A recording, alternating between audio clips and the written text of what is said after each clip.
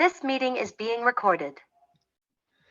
So with regard to adjudicating MSPDP debates, the first thing that we need to understand is what the debate actually looks like. So this is a slide that lays out the MSPDP format, and I know that some of you are familiar with this, but I think it's worthwhile just walking through it to make sure that everybody starts on the same page. An MSPDP debate, which by the way, MSPDP stands for Middle School Public Debate Program. The MSPDP debate is comprised of two teams, a proposition team and an opposition team. Each of those teams has 3 speakers on it. Now, once in a while, you might see a 2-person team, and if that's the case, one of those 2 people will speak twice. I'll talk about that once we get through the regular format. But the vast majority of debates that you're going to see will have 3 students making up one team on the proposition and 3 students making up the other team on the opposition. Each of those speakers gets 1 5-minute speech. And so you can see their speech number 1 is the first proposition constructive speech offered by the first proposition speaker. That one is for 5 minutes. The next 3 speeches alternate between the proposition and the opposition, each being represented by a different debater. Each one of those is itself 5 minutes long. The last 2 speeches in the debate are a little different in a couple of ways. So to draw that contrast, the first thing I'll let you know is that during the first 4 speeches, that is the 2 proposition constructive speeches and the 2 opposition constructive speeches, the general expectation is that the debaters involved will both build their own arguments, engage in what we call constructive argumentation, offering claims, reasoning, and evidence that supports that claim.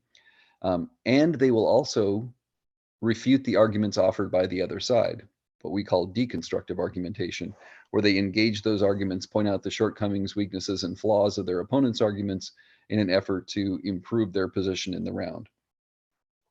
During those first 4 constructive speeches, there are points of information allowed. Now, a point of information is a brief interruption that's offered after the first minute and before the last minute of each of those first 4 5-minute speeches. So in that intervening 3-minute period, a point of information may be requested.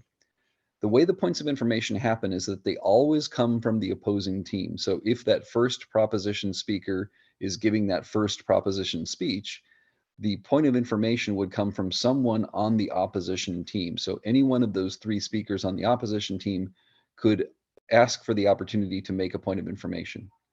The way that's done is that the point of information requester usually says point of information, or may stand, or in some cases may raise their hand. Each of those approaches is perfectly acceptable.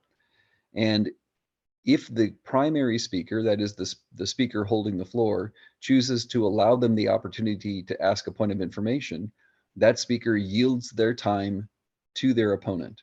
So their speech time continues to run, and their opponent is given that opportunity at the discretion of the primary speaker. If they're given that chance, then they usually have 10 to 15 seconds to ask a question or to make a brief argument. They sit back down, and the primary speaker returns and continues on with their speech with the expectation that they'll respond to that point of information in the ongoing course of their comments. So it's a way that the debaters have a chance to interact. And despite the fact that it's at the discretion of the speaker holding the floor, you'll find a lot of interactivity that happens between those debaters. Typically, 1 or 2 points of information get accepted in each of those first 4 speeches, assuming, of course, that the opponents are offering them. If the opponents choose not to offer points of information, that's entirely fine as well. That simply means that the speaker has the opportunity to continue uninterrupted with that 5-minute speech. They don't have any obligation to solicit those points of information, nor are they required to ask the other side if they have a point of information to provide them time to ask a point of information. All of that is completely discretionary. The converse of that is also true. The primary speaker, despite requests, is not required to take points of information. But of course, it calculates into the judge's assessment of their performance if they refuse to take any of those points of information and turn down every request from their opponents. So part of what we're evaluating is how well do they manage those points of information? Do they do so in a way that provides their opponents opportunity to interrogate their arguments? Do they respond effectively to them? Are they not being overwhelmed by taking too many points of information? Are they not being too evasive by refusing to take any points of information? That's all part of what we assess in general in terms of the performance of the debate. Now, with that in mind, I want to talk about the contrast between the last two speeches and those first four speeches. So the first four speeches are about building arguments. The last two speeches are about summarizing arguments. They're called rebuttal speeches, but in truth, they probably are more accurately considered summary speeches, because this is the last chance that each team gets to provide a review and a comprehensive explanation of their overall strategy. So here is where they both highlight the arguments that they believe that they're winning, that they have introduced into the round and they believe support their side of the motion. But they also had the opportunity to explain to the judge once again, in summary, why their opponents' competing arguments are not as compelling as the arguments that their side is offering. Note that no points of information are allowed during these summary speeches, which means that those speakers, the last two speakers on each team, get a 5-minute uninterrupted, unchallenged opportunity to tell their team's story in summary of that position. Notice also that the order of those last two speeches is reversed. So for the first four speeches, we begin with a proposition and alternate between the proposition and the opposition for 4 speeches. In the fifth and sixth speech, that order is reversed, such that the opposition gets 2 speeches in a row. The fourth speech in the debate, which is the second opposition constructive speech, is immediately followed by the opposition rebuttal or the opposition summary speech, which is the 5th speech in the debate. That's important for a couple of reasons. There's a theoretical reason for why that's important, because the proposition side in most of these debates bears a burden of proof. And so that burden is offset by the advantage of getting the first word and the last word in the debate. But it's also important logistically, because if it happens that that opposition team is made up of only 2 people, then a different speaker must give the summary speech than the one who gave the second constructive speech. So if the 2-person team is on the opposition, that means that the person who gave the first opposition constructive speech is the only person who can give the opposition rebuttal speech, because that would cause them to necessarily alternate between those speakers. A much simpler way to remember that: nobody gets to give a 10-minute uninterrupted speech, not even despite the fact that the opposition speeches are back to back in numbers 4 and 5. If they're only a 2-person team, that second speaker would not get the chance to give both speech number 4 and speech number 5. That's the very quick introduction to the format. I'm happy to answer any questions that you might have about what the debate looks like or how things work, or I could talk a little bit about what happens before this debate begins, because prior to this debate starting, we will announce the topic that is going to be debated for this particular debate. So over the course of a day, we usually have multiple debates that happen, typically 4 preliminary debates that happen in which all teams participate. Each of these debates is preceded by the announcement of a particular topic that we're going to use for that debate. Now, we've revealed these topics to the debaters long in advance. These debaters have had their topics since December, but they don't know which particular topic is going to be used in a specific round until 15 minutes before. And then during that 15-minute period between the time we announce the topic and the time the debate actually starts, what we're expecting the debaters to do is to transfer the preparation, the notes, the evidence that they've collected, the argument strategies that they have worked out in preparation in the month preceding the tournament. We expect them to transfer that to a specifically designated color of preparation paper. In other words, they only get to take into the debate round with them the material that they write down during that preparation time.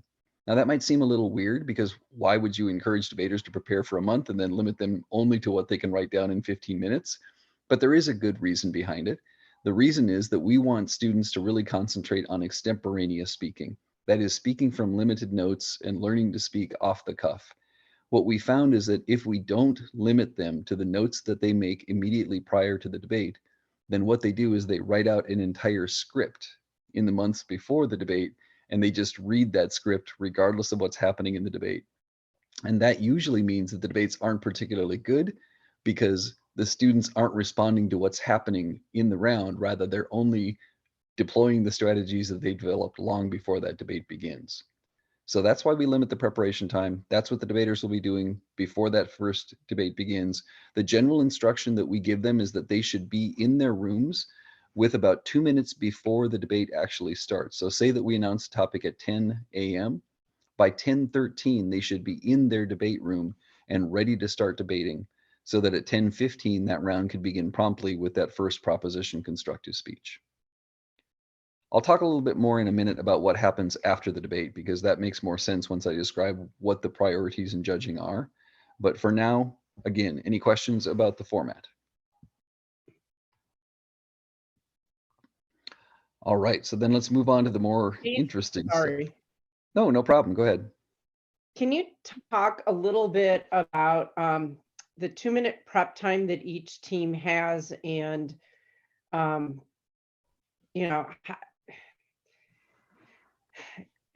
they can't use the 2 minutes at the beginning, but they can use the 2 minutes to kind of confer with teammates. And then Sure. I guess the other thing that I thought of, if a speaker's not going to use all 5 minutes, they aren't required to stand there.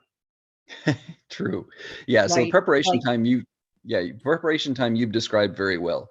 Each team, both the proposition team and the opposition team, has 2 minutes of preparation time that they can use during the debate round itself. So say, for example, the first proposition's constructive speech concludes, and we know that the next speech in the debate is going to be the first opposition speaker giving their constructive speech.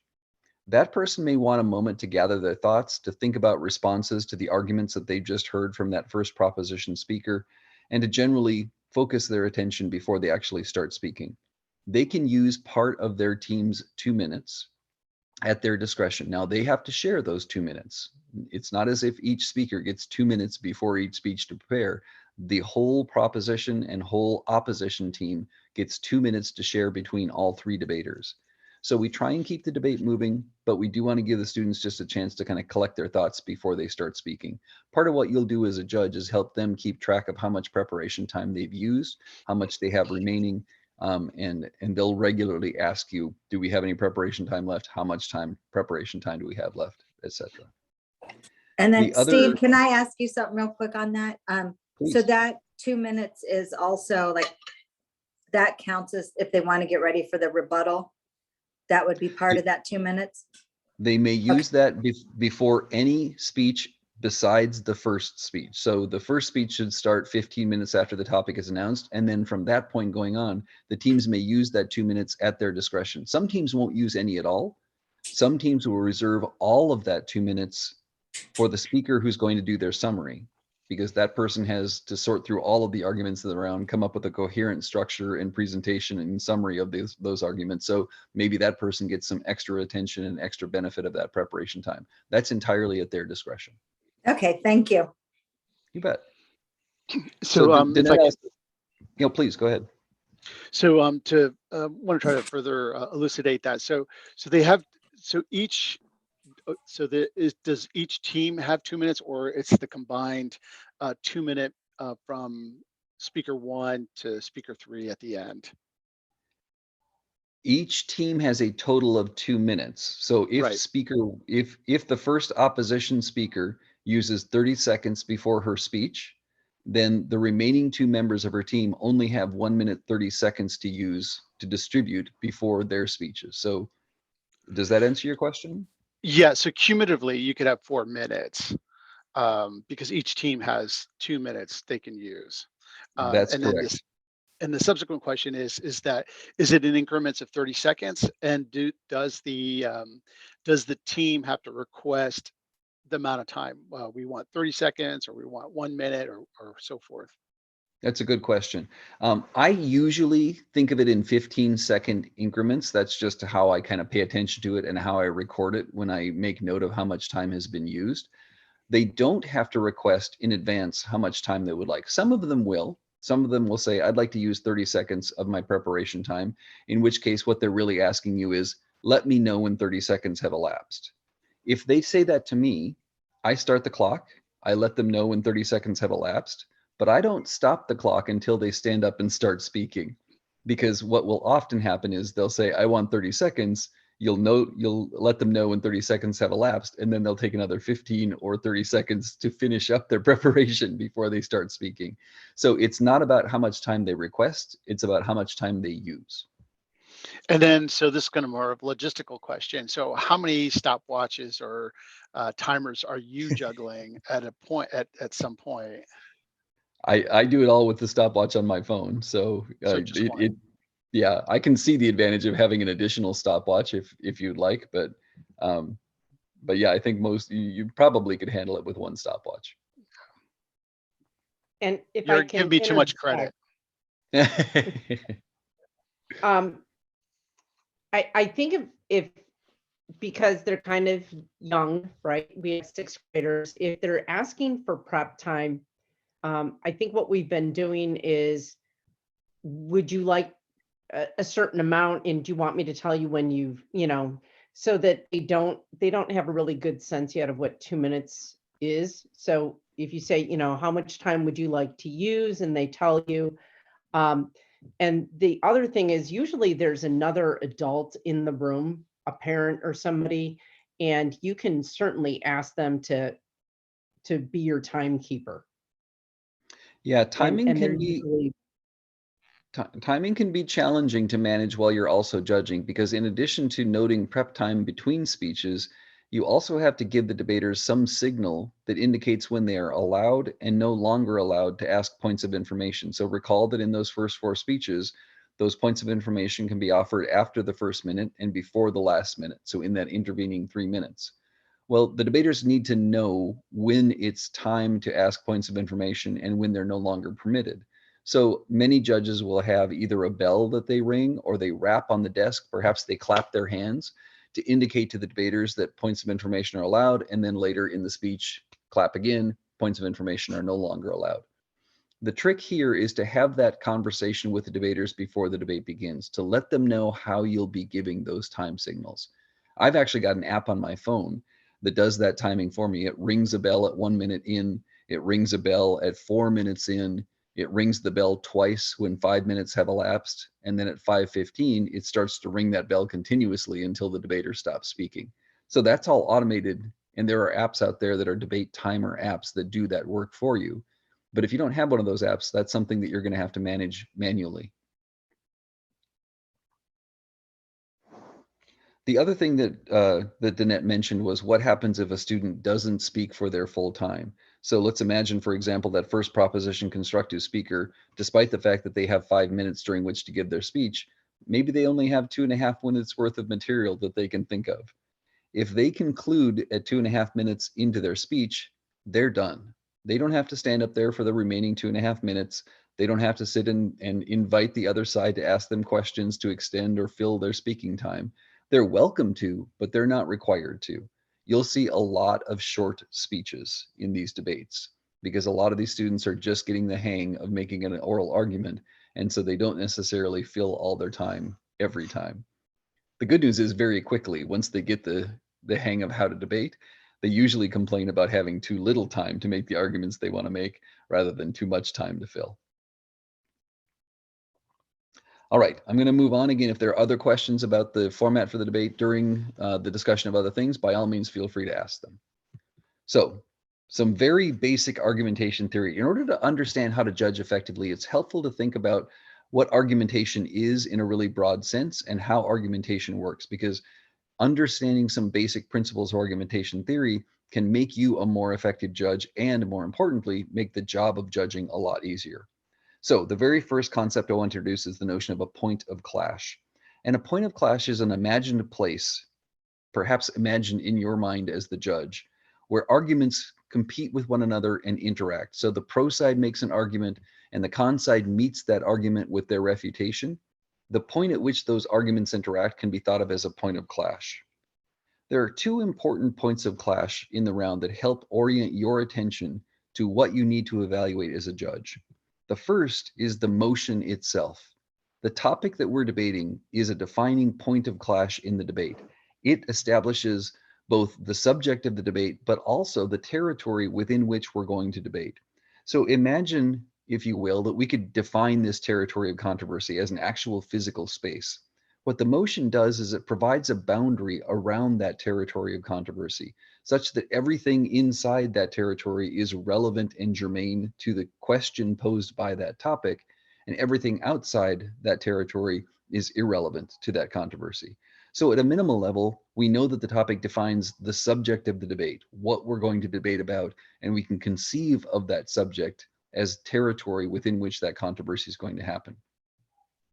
The other thing that the motion does, though, is it divides that territory between the pro and the con sides. So we can imagine that that perfectly balanced motion, whatever it is, that proposition that we subject to debate, provides opportunity for both the pro side to make arguments and the con side to make arguments, or to think of it in spatial terms, provides an area of that territory that's dedicated to potential pro arguments and an area of that territory that's dedicated to potential con arguments. The goal of each of those sides then is to move that line in a favorable direction such that at the end of the debate, they occupy more territory than the other side. So the pro is always making arguments and engaging the other side's arguments to diminish them in a way that moves that line further to the right. And the con side, conversely, is making arguments and engaging the pro side's arguments in an effort to move that line further to the left side of that model. That then suggests that what's happening in a debate is distributing that ground, that potential territory of controversy, based upon the arguments that they're making and they're exchanging with the other side. The other important thing that happens in that territory of controversy is a second point of clash becomes defined. So within that broad territory that is defined by the motion or the topic itself, there are more minor but specific points of clash within that territory. We call these issues. So think of a large controversy as being the general subject that we're debating about. The issues are the subdivided territories within the broader territory that allows better focus and direction for the debaters.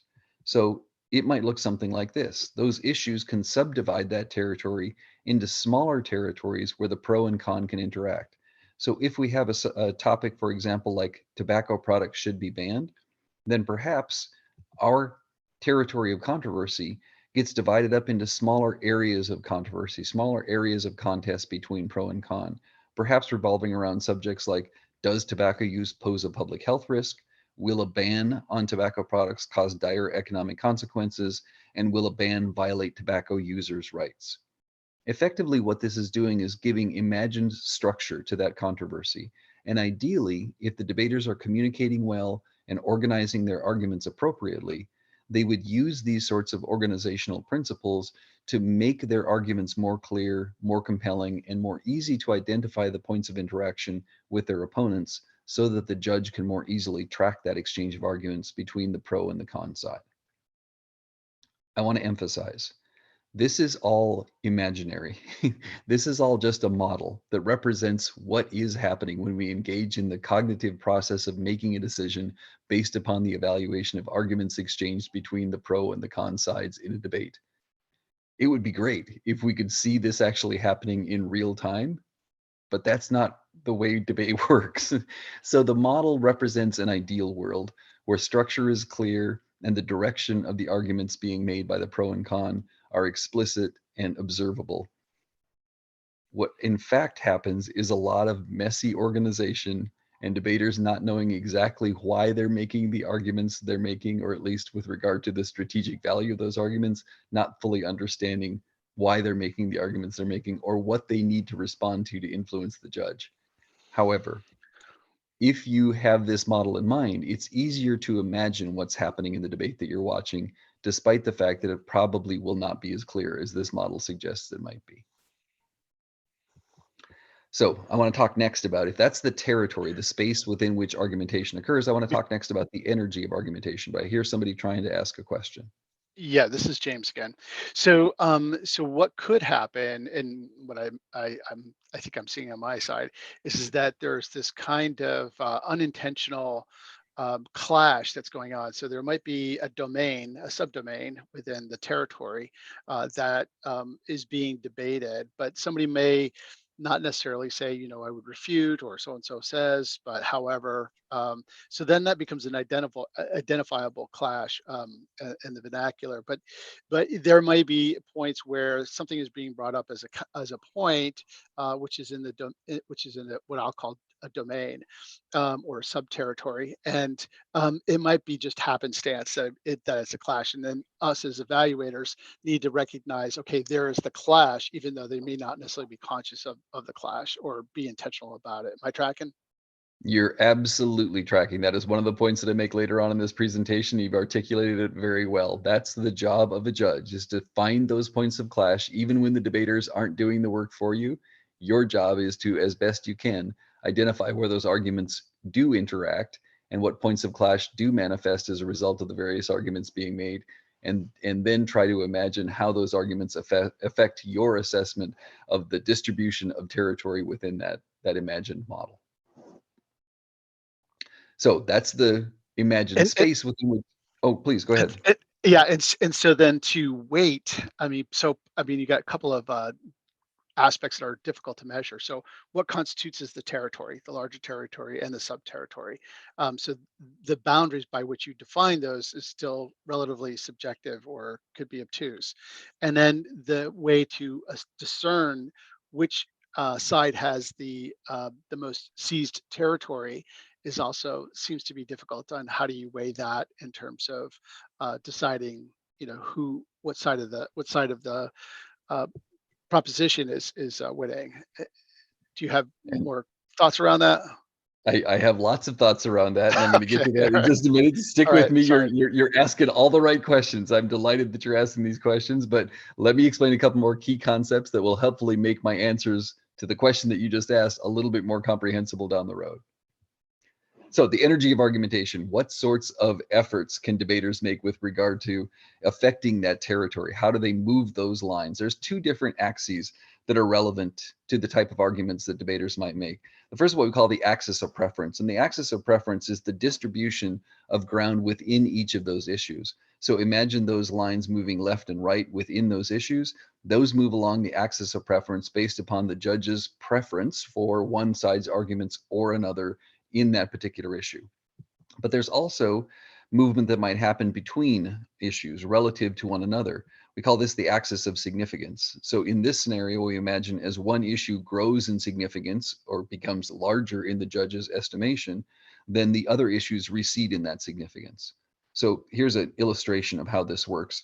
In the along the preference axis, that line, those lines that divide pro from con might be distributed based upon the arguments that the debaters make. So if the pro makes arguments, the con responds to those arguments, and vice versa in each of those issues. As the debate unfolds, as they engage each other's arguments, as the judge considers those arguments, and as they summarize the arguments and the interaction between those arguments for the judges, you might see the movement in that model looking something like this. So in the first issue, the pro side is clearly winning, occupying more territory than the con, and the same thing's happening in the third issue. But in that second issue, the con side is prevailing. The judge obviously prefers the con's arguments in that issue to the pro side's arguments.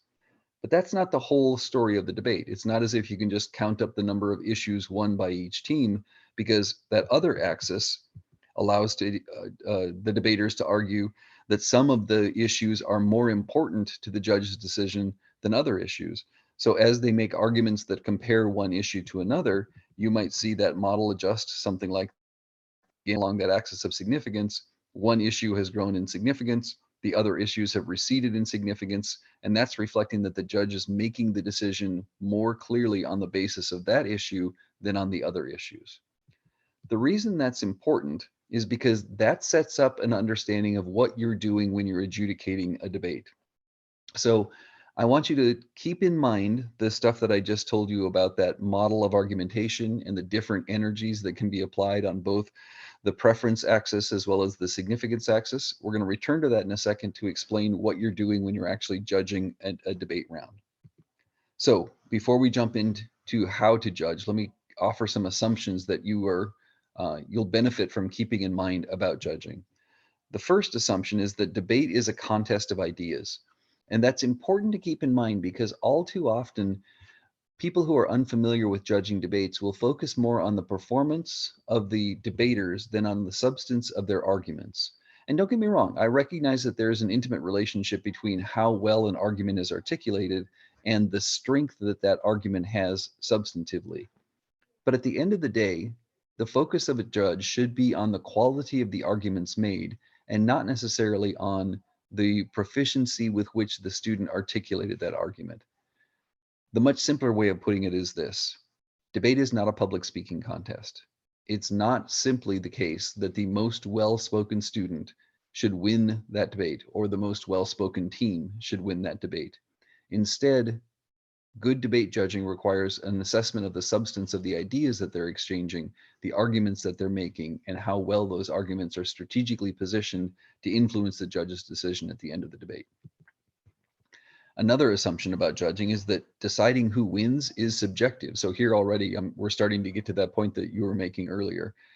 The assessment of arguments is a subjective experience. That's true not just in judging debates, that's true in every aspect of your life where you assess an argument, whether it's an argument as simple as why your child should be allowed to stay up for another hour before going to bed, or an argument that is as significant as what aspects of foreign policy should the United States adopt. In any of those scenarios, whenever you're making an assessment of an argument, finding an argument compelling or rejecting an argument because it's not compelling, you're doing so from a subjective perspective. That is, your reasons for liking that argument might be different from my reasons for liking that argument. That's how arguments work. I mean, quite literally, what arguments do is they attempt to apply logic to individual preferences and find some meeting point where people can come together to a collective decision despite their subjectivity. The key then is that there isn't a correct way to debate, insofar as there are many ways to persuade people and many people to be persuaded and many positions about which to persuade them. There is not going to be one correct way to debate. It's part of the beauty of debating is that it offers students the opportunity to develop that creativity, but it's also the challenge because there is no one proper and formal way to do things.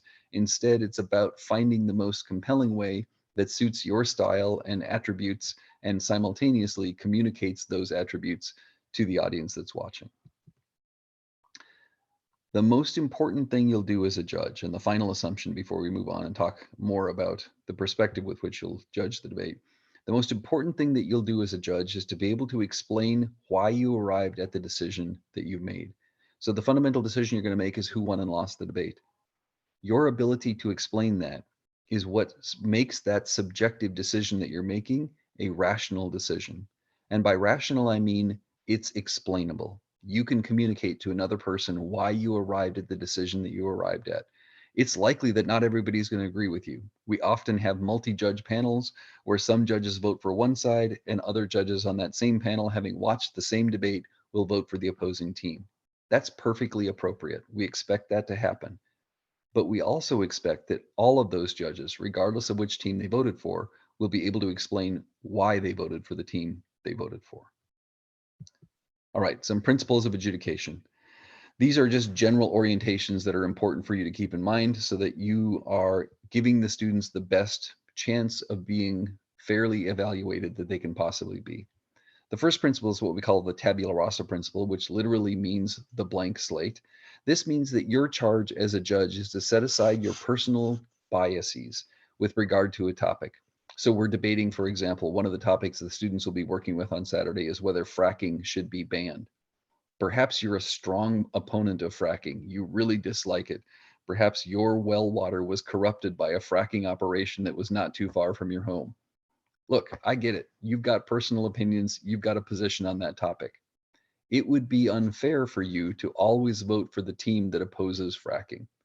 And the reason it would be unfair is because you're not evaluating the arguments that the debaters have made. Rather, you're evaluating your preferences on the motion. The tabula rasa principle says, set aside to the best of your ability your biases and predispositions and evaluate only the arguments that the debaters make in the round. The other principle that's important to keep in mind is this principle of education. This one is critically important, but fortunately one of the easier ones to get your mind around. Despite the fact that we use competition as a motivational force for students, these debate tournaments are not about who wins and loses.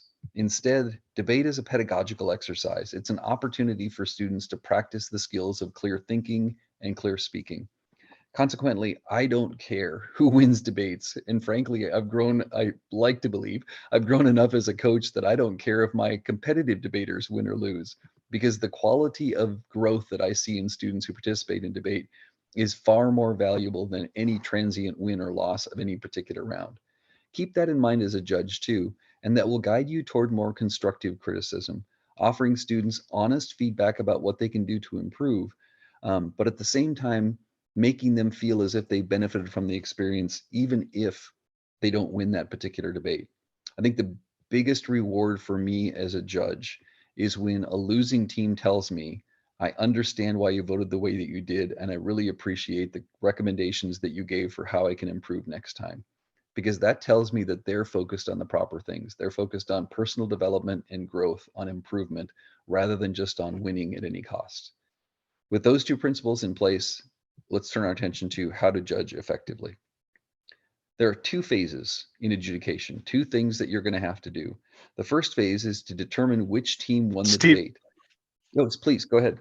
Yeah, so if we can go back to the previous slide, this is James again.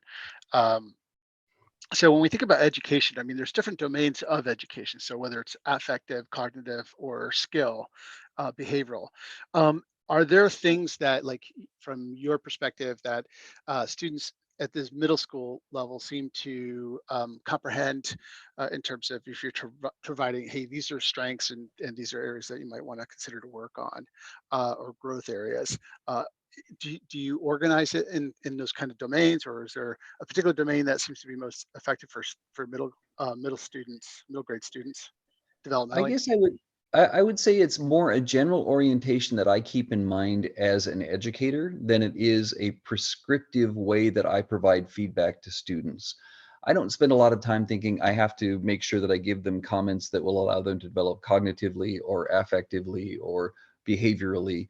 Instead, I just comment on the arguments that they've made, and they tend to extract from that lessons about what they can do to improve their thinking or their speaking or their behavior or their social interactions.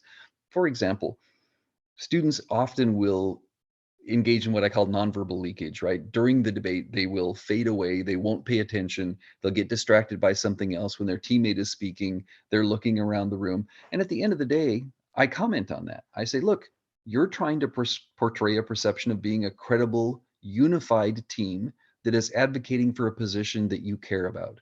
When you're drifting off, when you're not paying attention, when you're not supporting your teammate, that suggests to me non-verbally that you don't care about this. And your lack of regard for this topic means that I'm less likely to be concerned about this topic. So that's just one simple lesson, but there's a host of valuable information packed into that lesson, right? There's lessons about credibility and its effect on persuasion. There's lessons about teamwork and how you go about supporting people. There's lessons about the interaction between performance and substance of arguments. So this is a rich pedagogical opportunity for students to engage in. And I'm not sure that they need you to break down the different levels or domains, as you were talking about, of where they're going to benefit. I think clear expression in a competitive format where they're uniquely focused on your decision because they're interested in that win and loss means that they're going to extract those lessons regardless of how they're presented. Thanks. Can I jump in? Sure. I think if you can provide one nugget of wisdom, or, I really liked when you said this. However, I wasn't sure what you were talking about when you cited this example, for each of the debaters, so that they have something specific. And I think it's okay to call them out by name and say, hey, John, I really enjoyed when you made this argument, but you lost me when you cited this example. Because I think if you talk in generalities, because they're middle school, they don't necessarily know that what you're saying applies to them. So That's helpful. Thank you. yeah, I mean, I think if they can walk away with one thing that they can hang on to and say, this is the one thing I'm going to do better next time, or I'm going to improve on.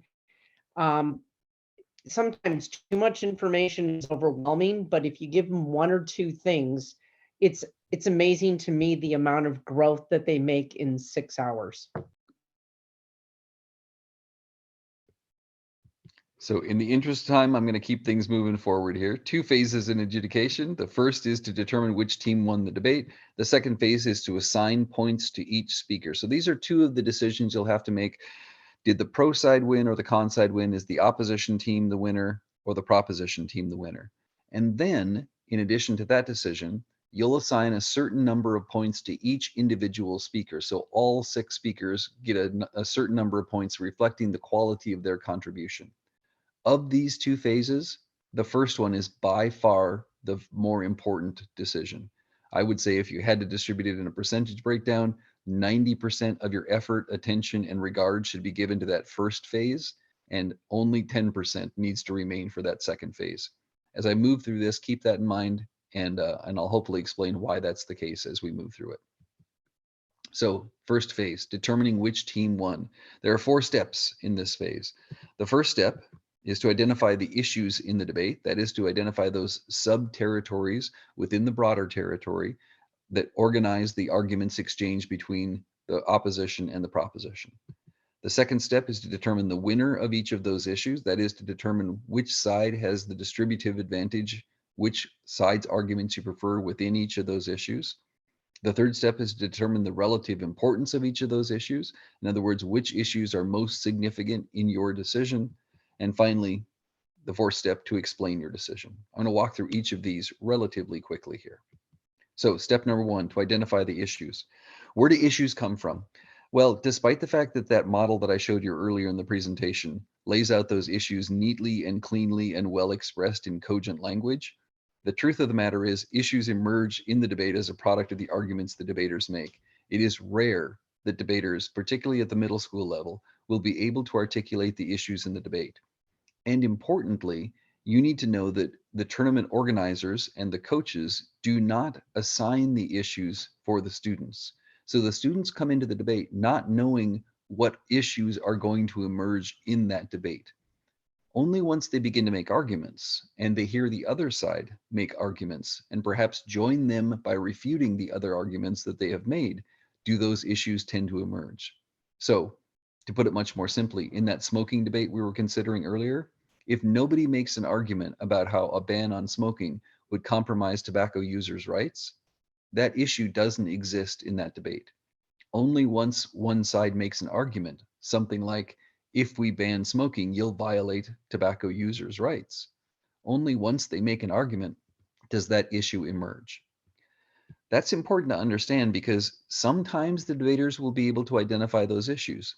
Proficient debaters with some experience often come to understand how important and advantageous it can be to organize the debate around those issues. But most often, particularly with novice debaters at the middle school level, you as an adjudicator will have to work to determine those issues in the debate, to make sense of the structure of the debate for yourself, and importantly, to use that structure to explain your decision to the judges. So here again, we see this outline of tobacco products should be banned debate. These 3 issues emerged in our imagined debate only because the debaters made arguments. We expect that the pro side likely made arguments about how tobacco use poses a public health risk. That would be the basis of any case that advocates for a ban. And we believe that probably the con side made arguments about how a ban would cause economic consequences and a ban would violate those tobacco users' rights. So those issues, we can imagine, emerged as a consequence of the arguments that each side made relative to that topic that they were trying to prove or disprove. Once you've determined what those issues are, then the second step in your judging is to determine the winner of each of those issues. That is to adjust that distribution of ground within those issues along that axis of preference to reflect whether you found the pros arguments more compelling or the cons arguments more compelling. Now, determining the assessment of arguments is the trick. And this is the question that someone asked earlier. How do we know which argument is better than the other argument? There is no perfect rubric for the absolute assessment of any argument. There's no list of criteria. There's no set of checkboxes. There's no ideal form of argument that you can compare your debater's arguments to. Instead, what I recommend is that you use what we call the dialectical standard. The dialectical standard is a relative, comparative standard for debate. It asks not which arguments are good, it asks which arguments are better than the other side's arguments. Now, you might use absolute language to explain why you prefer one side's arguments to the other. You could say, for example, I know that a functional argument needs to be grounded in good reasons.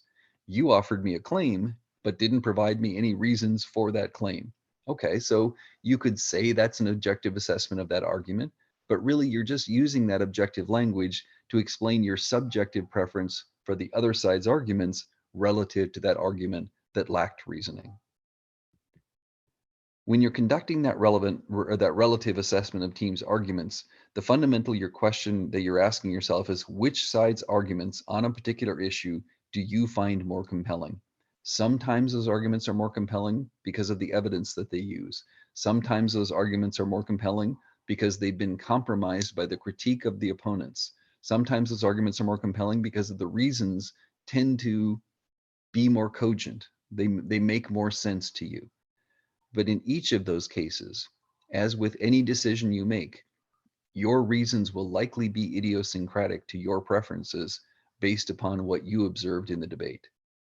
The point I'm making here is make sure that you are comparing one side's arguments to another and thinking through why you prefer the proposition's argument to the opposition's refutation, or vice versa, when making your assessment of who's occupying more space in each of those issues. Step number 3, once you've determined the distribution of ground within issues, you now move on to determine the relative importance of those issues. In other words, which of those issues expands to occupy more space, causing the other issues to contract because they're less significant in your determination of which the influence of those issues in your decision. Sometimes you can rely upon the debater's direct and explicit comparison of issues. Sometimes debaters will say things like, it's more important that we save lives than it is that we save a few dollars or avoid violating people's rights. If they're making arguments about why a ban on tobacco products would be desirable, and they're saying that a person that's saving lives by banning tobacco is worth the cost of depriving people the economic value of tobacco sales or the rights that they may enjoy to consume tobacco products, they are making comparisons between issues. That's a relatively rare thing.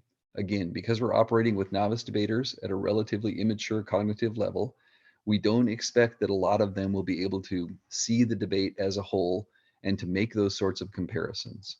Consequently, you might have to rely upon the debater's indirect and implicit comparison of issues. And by this, I mean, what do they pay most attention to? What are they focusing their time and their efforts on? I usually use that as an indicator of what they believe is most important in the round. And if you follow the debaters in terms of what they're paying attention to, you get a better sense of what they believe is most important and can therefore better assess whether or not the issue that they're paying attention to is more important than other issues. But most often, you, regardless of the debater's efforts, will have to determine the relative importance of issues. And that is an assessment that you'll have to make sometimes on your own without a lot of assistance from the debaters, although ideally, in the best debates, the debaters would do that work for you.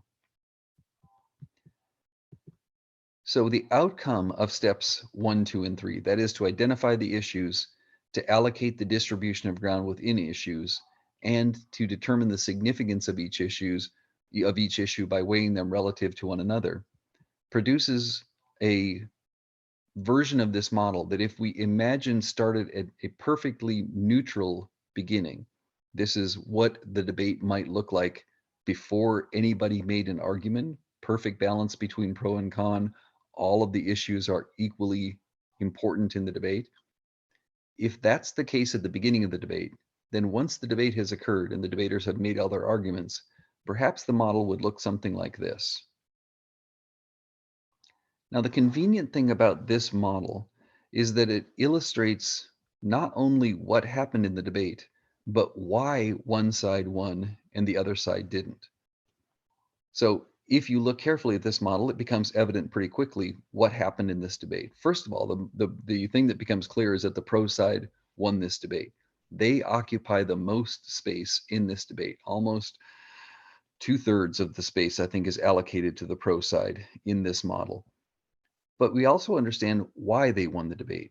So they clearly won the first issue, right? That line that divides pro and con in that issue about public health has moved all the way to the right, indicating that the pro side's arguments about morbidity and mortality rates and tobacco cessation programs are the most influential and were evaluated favorably by the judge, to the extent that they moved that line almost all the way to the right-hand side of that model.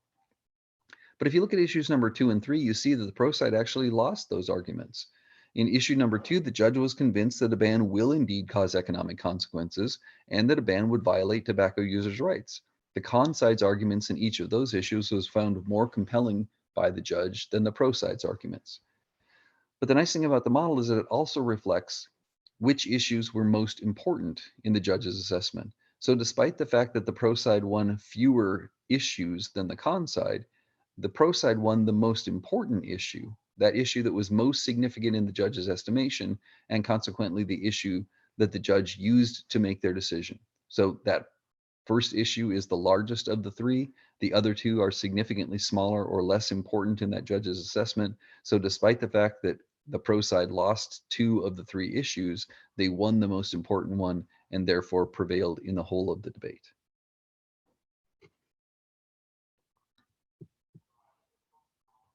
That then leads to step number 4, the explanation of your decision. And quite literally, the explanation of your decision happens out loud at the end of the debate. The expectation is that judges will reveal their decision directly to the debaters, usually after a 2 to 5 minute period during which the judge reviews the debate, thinks about the arguments and the notes that they have made, and contemplates which side they would like to win.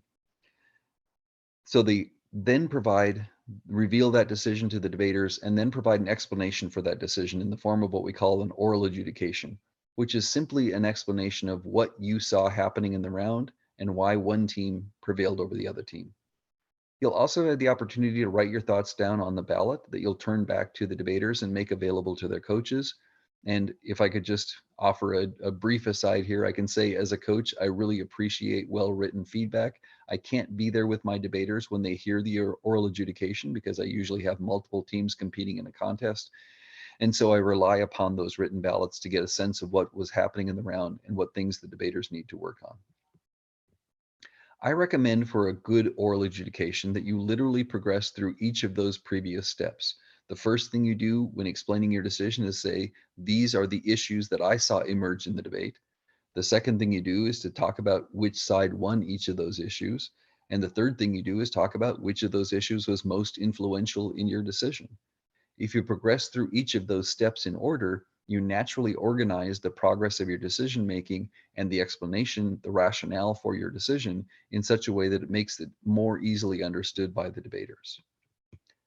The important thing is during your explanation to refer to specific arguments and efforts. And this is something that Danette mentioned earlier that's really important. These are concrete thinkers. At this point in their development, they think concretely. You can leverage that by making very specific references to the things that they did in the debate. So rather than just saying, you need to have more evidence for your arguments, you should instead say, at about minute 2, you made a claim about how smoking cessation programs have a dramatic effect on morbidity and mortality rates, but you didn't provide me any evidence that that was true. I would have believed that argument if you had provided me a credible source that demonstrates how those cessation programs actually affect people smoking and therefore drive down rates of morbidity and mortality. That's a concrete bit of feedback that the debaters can act on. You've pointed to a particular argument that one specific debater made, and they can imagine how that argument would have been different if they had used supporting material to develop that argument. That's going to be far more effective as a piece of feedback than just a generalized abstract comment about how everybody could use more evidence in their arguments. Of course, constructive criticism is the order of the day. A reminder about constructive criticism, it's not merely Pollyanna advice. That is, you don't have to simply praise the debaters. The growth that students experience when they engage in debate in large part comes from the failures that they have. They understand that the things that they did wrong caused them to lose the debate, and the competitive part of the educational experience motivates them to want to correct those mistakes. So identifying those mistakes for them is an important and valuable contribution that you can make to their growth. Now, of course, that explanation of failure should always be accompanied by a direction for how they can improve. That, of course, gives them that pathway forward that they can avoid making the same mistake the next time. all of that happens in the context of providing a reason for rank. And by reason for rank, I simply mean a concise and cogent explanation for why you arrived at the decision that you arrived at. I want to pause before we go to this next part, because this part is relatively quick, and I want to make sure that I have the chance to respond to any questions or elaborate on things that people might need some more explanation of. Just really quickly on the determination of significance for the issues. Sure. You seem to indicate that it's really just commensurate with the time with which the debaters focus on those issues. Is that really the main criterion, or are there other ones we should be considering? Well, again, that is the default, right? That's not the ideal. The ideal is that debaters would explicitly say, here's why saving a human life is more important than violating somebody's right to smoke, right? And they would explain that to you. That's the ideal. That's explicit comparison between issues. My point when talking about the amount of time is that sometimes the only thing you have that tells you what the debater believes is important is the amount of time they spend talking about it. So if they spend 4 minutes of a 5-minute speech telling me how precious human life is and how important it is that we work at every cost to protect human life, then what that's telling me is they think that's a really important issue. So it's a very simplistic way to assess what they believe are the most important issues in the round. But often that's all you have to go on, because they're not making that explicit comparison. So it's default, it's not ideal. Got it. Thank you.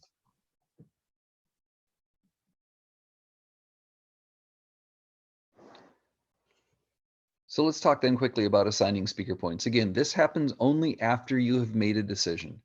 One of the mistakes that new judges often make is they assign speaker points first, and making an assessment of each student's performance.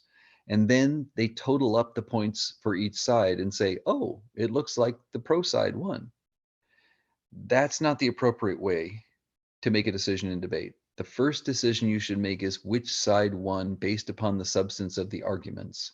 And then speaker points should be distributed to reflect and support that decision, perhaps even to help explain that decision. So always after you've determined the winning team, do you begin to assign and think about speaker points. The range that we use is a 30-point scale, but that 30-point scale has a functional range of only 10 points, from 20 to 30 points, in the same way that an academic grading scale is 100 points generally, but really we only use points from 60 to 100. Everything below that is a failing grade. The same is true for the speaker points that you'll assign. So in general, students who are struggling to make a cogent argument, who perhaps don't use the entirety of their time, who don't engage arguments from the other side, or can't organize their thoughts well and express them clearly to the audience, probably are going to be in the 20 and 21 point range. Conversely, those students who are nearly flawless and speak perfectly, making well-supported arguments and organizing those arguments in a strategic deployment that is very compelling, those students are hovering near the 29 and 30 point range. The vast majority of points that you'll distribute will be much closer to 25. I usually start at 25 and then think of rationale for moving up and down the scale from there for each speaker. So in the vast majority of rounds that I judge, almost all my points are somewhere between 23 and 28 points. And I save the extremes for particularly poor performances, or perhaps some offensive or harassing behavior that a debater may have engaged in that I want to reflect in their speaker points, or if someone has completely blown me away so head and shoulders above others that they really need to be rewarded, only then do I move beyond those margins of, say, 23 to 28 points. One of the things that I'm going to provide you is a rubric for those points. And so this lays out in correlates a qualitative expression of what you're looking for in each speaker's performance with a quantitative associated number of points. So in each of these categories, argumentation, refutation, strategy, and I'm trying to read the last one there. My screen is very small. Presentation, that's what it says. It has a description of what each of the things the debaters might be doing that you can pay attention to when assigning those speaker points. it's worthwhile to read this over in advance of the tournament. And it's worthwhile to kind of keep these ranges in mind when you're distributing speaker points. But I don't expect you to go through each of these areas of the rubric before you arrive at a speaker point assignment for each of the debaters. I tend not to reference this as an experienced judge because I feel like I know what a 25-point speech looks like. But for people who are coming into judging, I think it's an appropriate way to kind of get a sense of what works, what doesn't work, what you should be paying attention to, what a good speech looks like, what a bad speech looks like, those sorts of things. And by the way, I have a link to this. You'll be able to read it in much larger font than what I'm presenting it to you here. I also wanted to show you the ballot that you're going to be filling out.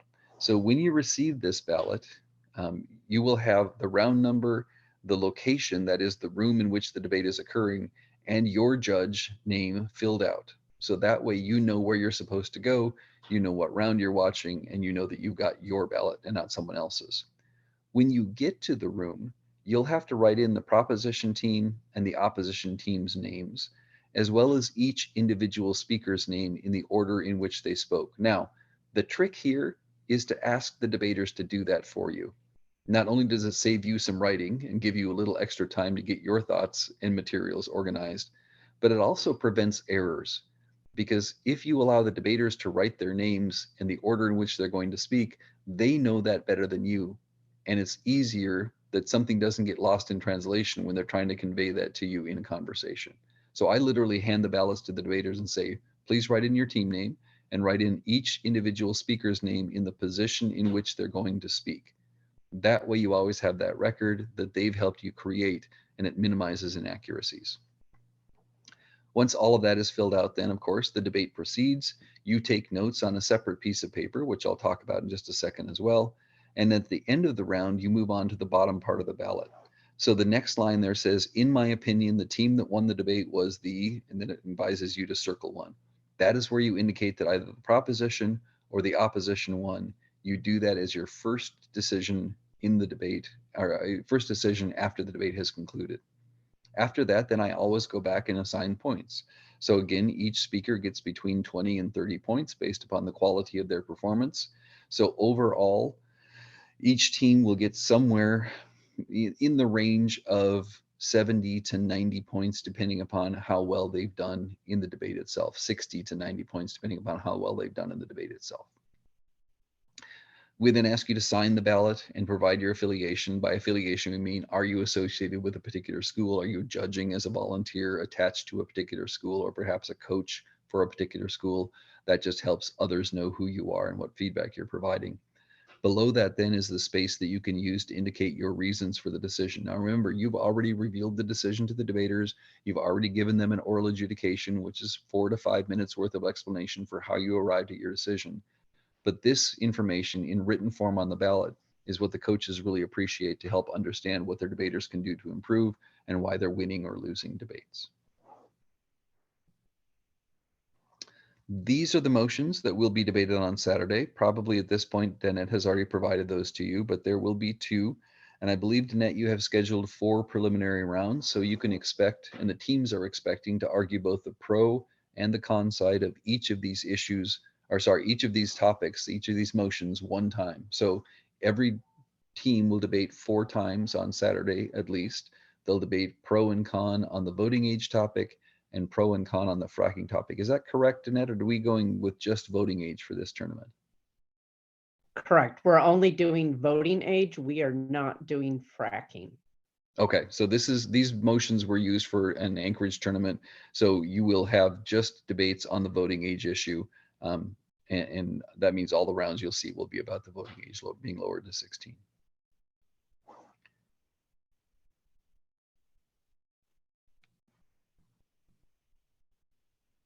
Let me provide for you a link to a document. And in this document, you'll find a whole bunch of other links that's full of additional reading that you might want to do. But I want to pull up one of those documents because it kind of helps you understand what will be available for you for note-taking during the debate.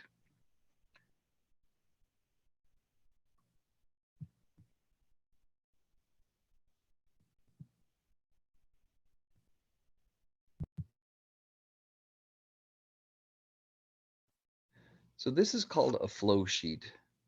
The debaters, the judges, coaches call this a flow sheet. And all it is a columnated piece of paper that allows you to record arguments as they happen in the order in which they happen. So here you'll note all six speakers, all six speeches have their own column in the debate. So here's the first proposition speech, the first opposition speech, the second proposition and opposition constructive speech, and finally the opposition summary, followed by the proposition summary. Many people like using this approach to taking notes of each debater's speech because they can use this as a way to organize the debate. So let's say, for example, the first proposition debater arguing about that tobacco product topic makes an argument about the public health consequences of tobacco use. You would organize your notes such that that argument is recorded here, as well as any reasoning or evidence that the debater provides underneath it. And that gives you the opportunity to record the opposition's refutation of that argument immediately adjacent to it in that next column. Thus, you can watch those arguments develop across the flow. The second proposition speaker might respond to what the first opposition speaker said, who in turn was responding to what the first proposition speaker said. And it's just a convenient way of categorizing your notes and watching those arguments and the exchange between debaters develop as the round unfolds. I think Danette will probably have these available for you, or you could use this link that I provided you and print out copies for yourself in advance of the tournament. But either way, a lot of people find this a very helpful way to organize their note taking during the debate. And that is the bulk of things I wanted to cover, and would be happy to answer questions that folks have.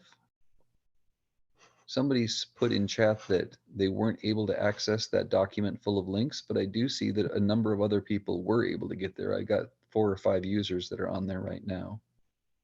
So Greg, I'm not sure why the first link didn't work, but try that second link and see if you can get on there.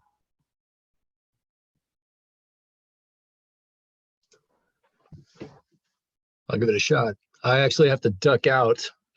Thank you very much for the training. I'm just going to copy this second link into my browser here and